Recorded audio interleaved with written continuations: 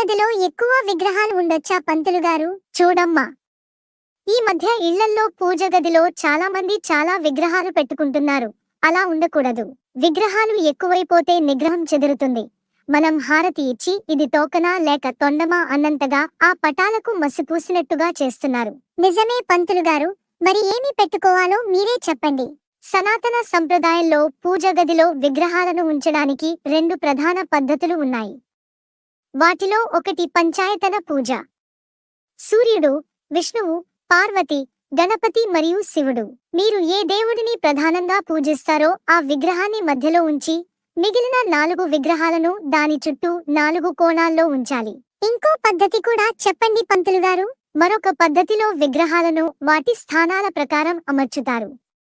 ఉదాహరణకు, నైరుతిలో గణపతి, వాయవ్యంలో పార్వతి, ఈశాన్యంలో శివుడు లేదా విష్ణువు, ఆగ్నేయ